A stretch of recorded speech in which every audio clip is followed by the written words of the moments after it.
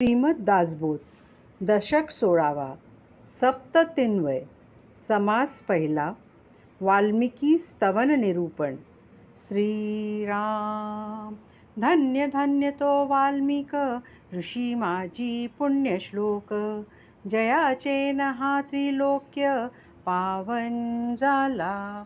ज्याच्या योगे त्रैलोक्य पावन झाले असे ते ऋषीमध्ये पुण्यश्लोक गणते गेलेले वाल्मिकी खरोखरच धन्य धन्य आहेत.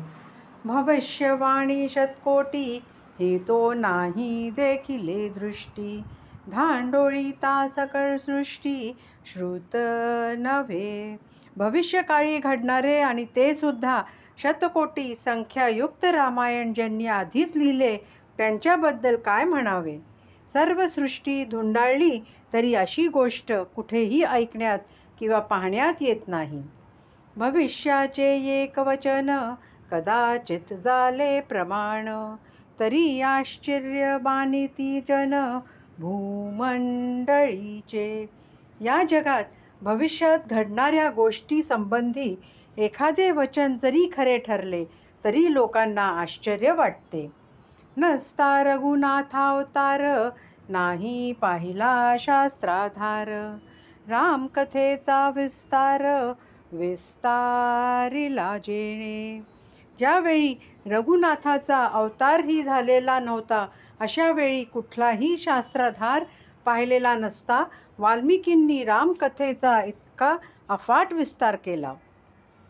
ऐसा जयाचा वाग्विलास ऐकोनी संतोषला महेश मग विभागिले त्रैलोक्यास शतकोटी रामायण. असा त्यांचा तो वाग्विलास पाहून महेश अत्यंत प्रसन्न झाले आणि त्यांनी ते शतकोटी रामायण त्रैलोक्यासाठी 3 भागात विभागले. ज्याचे कवित्व शंकरे पाहिले इतरा न वचे अनुमानले रामोपासकासी झाले परम समाधान. वाल्मिकींच्या कवित्वाची थोरवी फक्त शंकरच जाणू शकले. इतरांना त्याचे अनुमानही करता येणे शक्य नाही. त्यांच्या काव्यामुळे राम उपासकांना मात्र परम समाधान झाले. ऋषी होते थोर थोर बहुती केला कवित्व विचार परी वाल्मिका सारिखा कवेश्वर न भूतो न भविष्यती. कित्येक थोर थोर ऋषी होऊन गेले. त्यातील अनेकांनी काव्यरचनाही केली पण वाल्मिकींच्या सारखा कवीश्वर पूर्वी कधी झाला नाही आणि भविष्यकाळातही कोणी होणार नाही. पूर्वी केली दृष्ट कर्मे परी पावन झाला राम नामे नाम जपता दृढ नेमे पुण्ये सीमा सांडिली. पूर्वी त्यांनी खूप दुष्ट कर्मे केली पण राम नामाने ते पावन झाले. दृढ नेमाने त्यांनी अखंड नाम जपल्यामुळे त्यांच्या पुण्याने सीमा ओलांडली. उफराटे नाम म्हणता वाचे पर्वत फुटते पापाचे ध्वज उभारले पुण्याचे ब्रह्मांडावरुते. त्यांनी उलट्या रामनामाचा मुखाने इतका जप केला की त्यांचे पूर्वीचे पर्वतासारखे प्रचंड पाप नष्ट झाले आणि ब्रह्मांडामध्ये त्यांच्या पुण्याचे ध्वज फडकत राहिले. वाल्मिकी जेथे तप केले ते वन पुण्य पावन झाले शुष्क काष्टी अंकुर फुटले तपोबळे जयाच्या. ज्या वनात वाल्मिकींनी तप केले ते वन पुण्याने पावन झाले. एवढेच नव्हे तर त्यांच्या तपोबलाने शुष्क काष्ठालाही अंकुर फुटले. पूर्वी होता वाल्हा कोळी जीवघातकी भूमंडळी तोची वंदिजे सकळी विबुधी आणि ऋषेश्वरी. पूर्वी ते वाल्या कोळी म्हणून ओळखले जात. सर्व जगात ते जीवघातकी म्हणून ज्ञात होते. तेच पुढे राम नामामुळे इतके थोर झाले की सगळे देव विद्वान आणि ऋषीश्वर त्यांना वंदन करू लागले.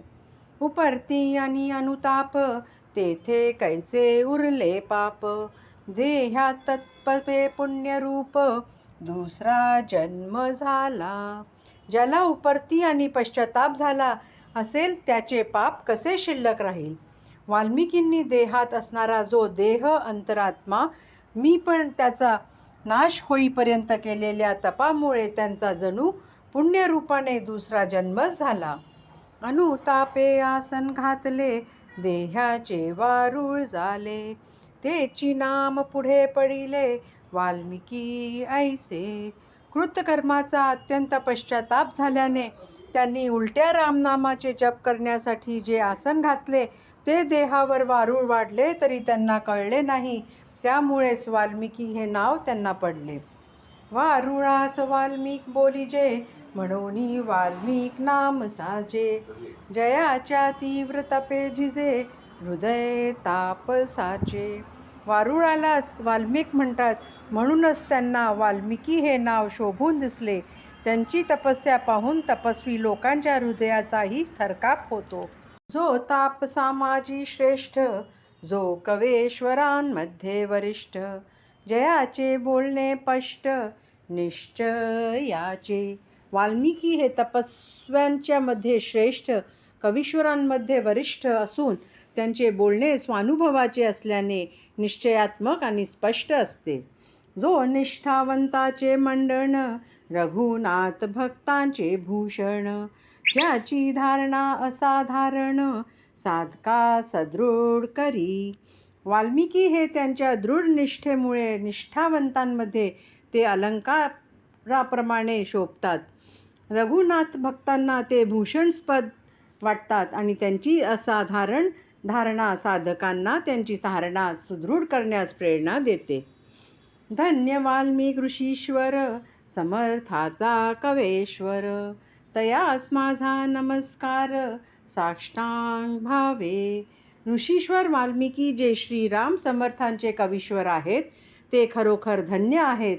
रामदास म्हणतात की त्यांना माझ्या साष्टांग भावे नमस्कार असो. वाल्मिक ऋषी बोलिला नसता, तरी आम्हासी कैची रामकथा. म्हणून या समर्था, काय म्हणून वर्णावे. वाल्मिकी ऋषींनी जर रामायण रचना केली नसती तर आम्हाला रामकथा कशी प्राप्त झाली असती. म्हणून त्याचे वर्णन कसे करावे हेच कळत नाही. रघुनाथ कीर्ती प्रकट केली, तेने तैची महिमा वाढली. भक्त मंडळी सुखी झाली, श्रवण मात्रे. रघुनाथ कीर्ती रामायण रूपाने प्रकट केल्याने वाल्मिकींचा महिमाही वाढला. त्या रामायणाच्या केवळ श्रवणानेही भक्त मंडळी सुखी झाली. आपुला काळ सार्थक केला, रघुनाथ कीर्तीमध्ये बुडाला. भूमंडळी उधरिला, बहुत लोक.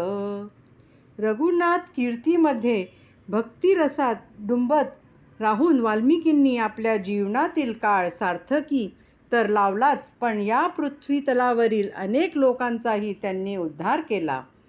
रघुनाथ भक्त थोर थोर, महिमा जयांचा अपार.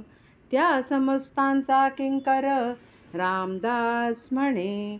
जे थोर थोर रघुनाथ भक्त होऊन गेले त्या अपार महिमा असलेल्या समस्त रघुनाथ भक्तांचा मी किंकर आहे, असे रामदास म्हणतात. इति श्रीदासबोधे गुरु शिष्य संवादे वाल्मिकी स्तवन निरूपणनाम समास पहिला. इति श्रीदासबोधे गुरु शिष्य संवादे वाल्मिकी स्तवन नाम समास पहिला समाप्त.